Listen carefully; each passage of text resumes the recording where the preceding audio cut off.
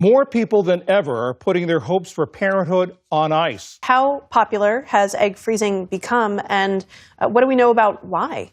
So initially, egg freezing was done only out of medical necessity, mostly cancer patients who froze eggs before undergoing chemotherapy, which can leave a woman sterile. But egg freezing very quickly moved beyond doing it for medical reasons. In 2009, 482 healthy women in the U.S. froze their eggs. And in 2022, nearly 23,000 did, which is something like a 4,000% increase in just over a decade.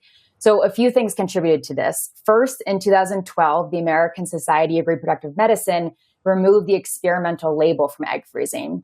And then in 2014, Apple and Facebook announced that they would cover the cost of egg freezing for female employees, like thousands and thousands of dollars per person. So that kicked off a huge increase in companies offering a whole range of fertility benefits, including egg freezing.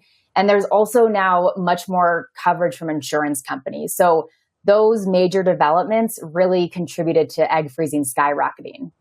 And Natalie, you've spoken with many patients who have done this. What's prompting them to go down this path?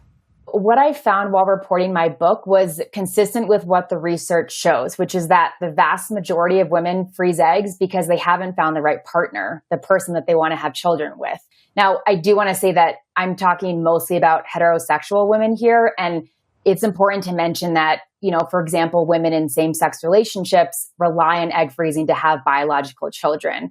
And so the motivations are certainly different for LGBTQ plus people or solo parents by choice, et cetera. What do we know about how this affects people once they've gone through it? So for many women, freezing their eggs sparks a very positive and powerful psychological shift. The research is very clear on this.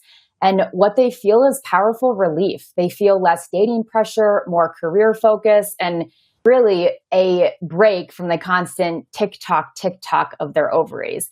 What I find even more fascinating is that most egg freezers say that the price tag, it's very expensive, and the intense side effects are worth that peace of mind, even if they never end up using their frozen eggs, which is incredibly powerful. There's a lot on social media that is targeting young women who might be considering doing this. What are some of the pitfalls that you've observed in terms of the efforts to kind of advertise this service to women?